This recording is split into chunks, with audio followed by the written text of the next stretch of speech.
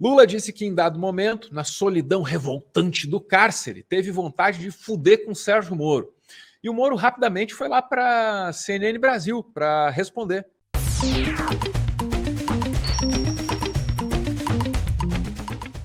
Lula concedeu uma longa entrevista para o Brasil 247, entrevista ao vivo, muito completa, sugiro que você veja, tá? Aí, o Sérgio Moro respondeu algo que ele disse lá. Vamos primeiro saber o que o Lula disse. Eu muito orgulho, que eu nunca contei isso, mas, por exemplo, de vez em quando ia um procurador, entrava lá de sábado, de semana, para visitar se estava tudo bem. Entrava 3 ou 4 procuradores lá, e perguntava tudo bem, falava, não está tudo bem, só vai estar bem quando eu fuder esse Moro. Sabe? Não, vocês cortam a palavra fuder aqui. Não tem como cortar, Lula. Era ao vivo, rapaz, era ao vivo. E aí, sei lá, acho que durante a entrevista foi rápido, sei lá, foi muito rápido. O Moro apareceu na CNN. O presidente deveria fazer uma autocrítica do porquê tudo isso aconteceu. E por que tudo isso aconteceu? Porque houve corrupção nos governos do PT, mensalão. Ele acertou corrupção. Aconteceu porque houve corrupção. Primeira vez que eu ouço ele falar, ele melhorou muito, conseguiu falar corrupção com todas as letras. Ele Parabéns aí à equipe de fonoaudiologia, hein? Porra, passou anos falando que estava combatendo a corrupção. Ele passou anos combatendo a corrupção no Brasil. Nos governos do PT, mensalão, petrolão são inegáveis. E o caminho a ser perseguido é de prevenir que esses casos aconteçam novamente. Veja o que o governo está fazendo agora com a lei das estatais. Está atacando a lei das estatais exatamente para tentar fazer todo aquele loteamento político que foi feito no passado. Atacou no Supremo Tribunal Federal, está atacando no Congresso. E eu, como senador nessas circunstâncias, só posso repudiar tanto a fala como as ações e sugerir ao presidente da República que faça a autocrítica em relação ao seu linguajar e em relação ao que aconteceu no passado. Ô, senador, eu vou lhe pedir que tenham as respostas um pouco mais rápidas, porque eu estou com 2 analistas aqui querendo também fazer perguntas e eu faço a minha. E porque a sua voz é difícil de ouvir. Que é a seguinte, o senhor e o presidente Lula travam aí um duelo, a gente pode dizer assim, porque o senhor está sempre também criticando o presidente Lula, está sempre pronto a responder, seja nas redes, como agora, por exemplo, está aqui rapidamente respondendo. A gente vai ver ainda esse duelo agora na política durante um tempo?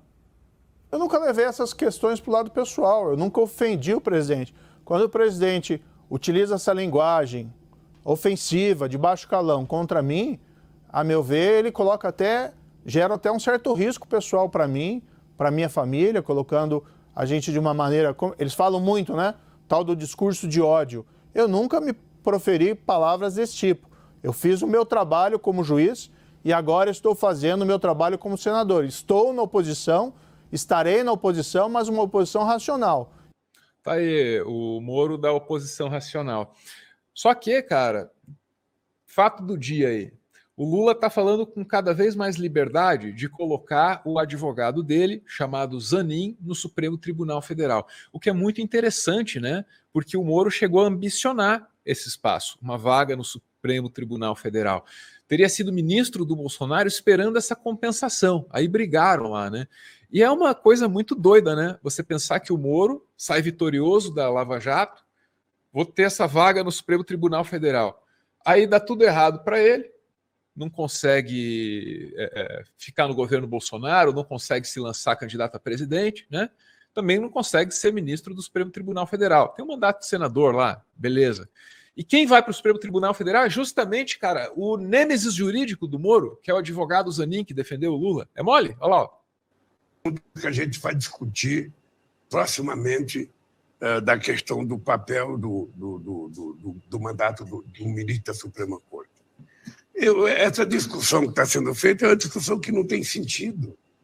É uma coisa meio sem lógica. Veja, primeiro, é da responsabilidade do presidente da República indicar o ministro da Suprema Corte para que o Senado da República possa validá-lo ou não.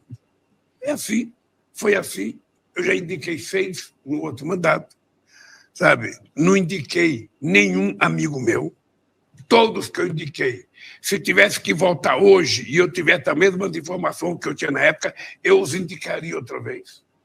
Porque eu não vou indicar um ministro por ser meu amigo. Eu não quero indicar um ministro para fazer coisa para mim.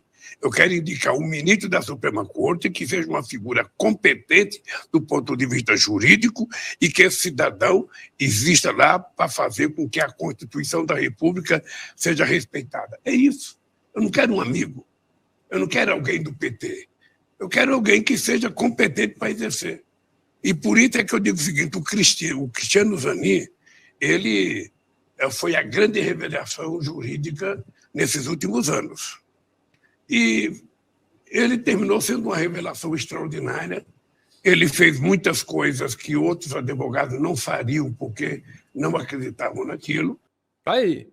Colocou o nome do Zanin sem muita cerimônia, depois a gente fala disso, parece que o martelo está batido, mas o tema aqui é outro, né? A resposta do Moro ao Lula, que disse que tinha vontade de fodê-lo. Você veja que a preocupação maior é realmente com o uso da linguagem, né?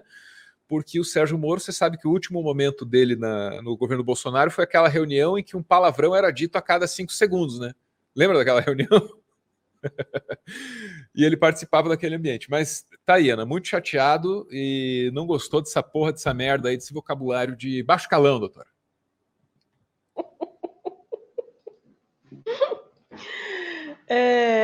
Eu achei muito curioso que primeiro tem a questão das palavras de baixo calão, que é assim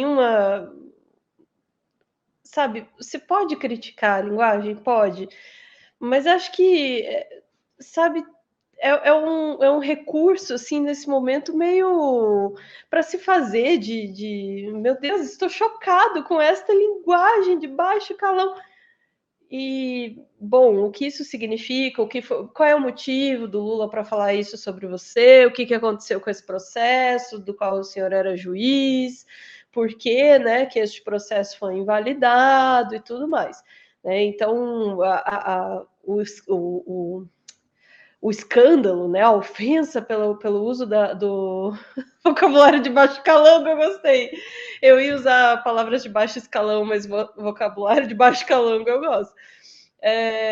Então, o escândalo com a linguagem, ele só mascara, né, o motivo todo por trás da coisa. E aí é o ponto que eu queria chegar. Eu acho muito curiosa a construção do Moro, né? Ele diz, eu fui um juiz que fez o seu trabalho, não sei o quê.